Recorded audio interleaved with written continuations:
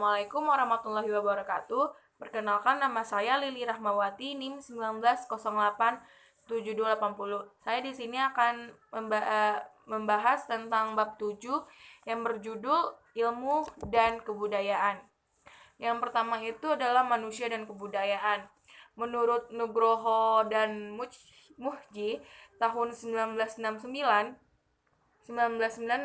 secara eksak manusia adalah kumpulan partikel atom yang membentuk jaringan yang kemudian membentuk sistem untuk menghasilkan energi yang termasuk juga kelompok mamalia. Secara sosial, manusia adalah makhluk yang mencari untuk dalam segala kegiatannya, mencari kekuasaan, berbudaya, dan tidak dapat hidup sendiri. Sungguh kompleks, manusia itu akan terdapat 4 unsur yang membangun manusia itu sendiri, yakni yang pertama jasad. Jasad itu merupakan wujud yang dapat diindera serta menjadi ruang dan waktu. Yang kedua itu adalah hayat, yakni manusia memiliki ciri sebagai makhluk hidup.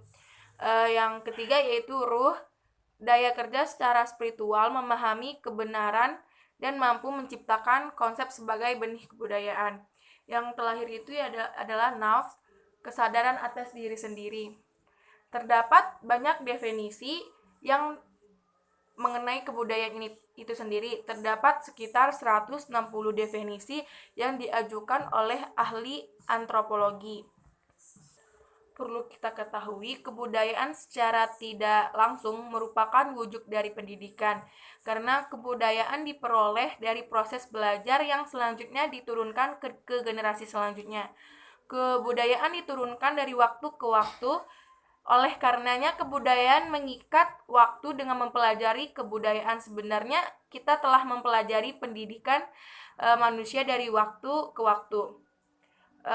Suryas Muntari 2009, Siregar 2002 mengemukakan 4 sifat kebudayaan. Yang pertama, kebudayaan diperoleh dari belajar. Yang kedua, kebudayaan adalah milik bersama. Yang ketiga, kebudayaan merupakan pola. Dan yang keempat, kebudayaan bersifat dinamis dan adaptif. Menurut Suryas Muntri 2009, di dalam kebudayaan terdapat ada 6 nilai dasar yakni teori, ekonomi, estetika, sosial, politik, dan agama.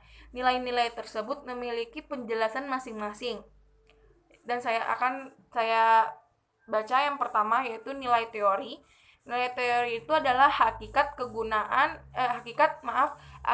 penemuan kebenaran lewat berbagai metode. Dan yang kedua, nilai ekonomi. Nilai ekonomi ini mencakup kegunaan dan berbagai benda dalam memenuhi kebutuhan manusia. Dan yang ketiga itu adalah nilai estetika yang berhubungan dengan keindahan dan segi-segi artistik yang mencakup berbagai wujud yang memberikan kenikmatan kepada manusia. Dan nilai selanjutnya yang selanjutnya adalah nilai sosial, yaitu berorientasi kepada hubungan antara manusia dan penekanan segi-segi kemanusiaan yang luhur. Dan nilai politik berpusat kepada kekuasaan dan pengaruh baik dalam kehidupan bermasyarakat maupun dunia politik. Yang terakhir yaitu nilai agama, merengkuh penghayatan yang bersifat mistik dan transdental dalam usaha manusia untuk mengerti dan memberi arti bagi kehadiran di dunia. Nilai-nilai kebudayaan tersebut dapat menjadi masalah di kemudian hari jika pemahaman nilai-nilai tersebut tidak tepat. Untuk itu, dalam mempersiapkan generasi penerus yang perlu dilakukan analisis untuk menerapkan nilai-nilai yang tepat. Yang kedua yaitu ilmu dan pengembangan kebudayaan nasional. Menurut Surya Sumantri 2009, ilmu adalah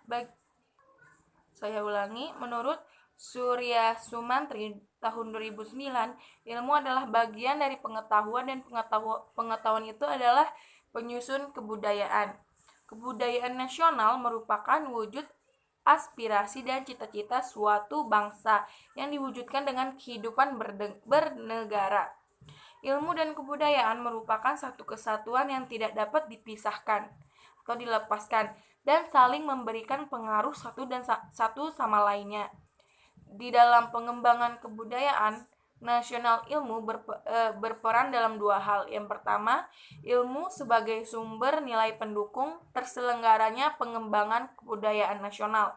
Yang kedua, ilmu sebagai sumber nilai pengisi pembentuk waktu suatu bangsa.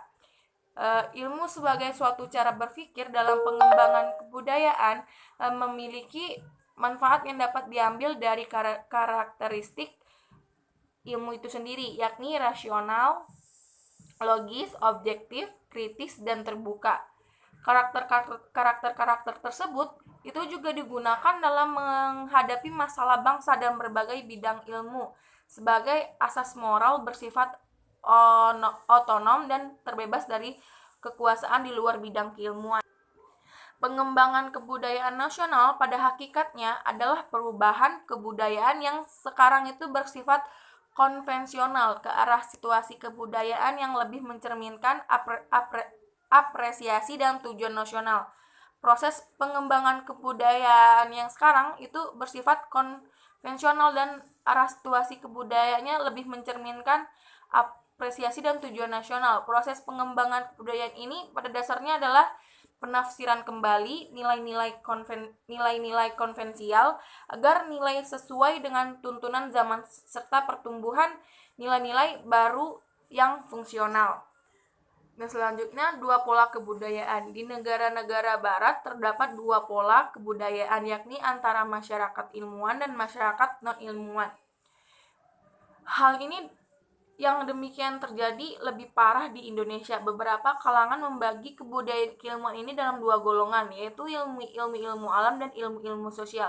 Kedua ilmu tersebut memegang berbeda, akan tetapi perbedaan itu tidak sampai fundamenta. Dasar ontologis, epistemologis, dan aksiologisnya sama. Demikian pada pula metode yang digunakan adalah metode ilmiah yang sama. Itu menurut Surya Sumantri 2009. Ilmu alam mempelajari objek fisik yang relatif tetap dan mudah dikontrol. Sebagai ilmu sosial, objek kajiannya adalah manusia yang memiliki kemampuan belajar untuk penalaan ilmiah.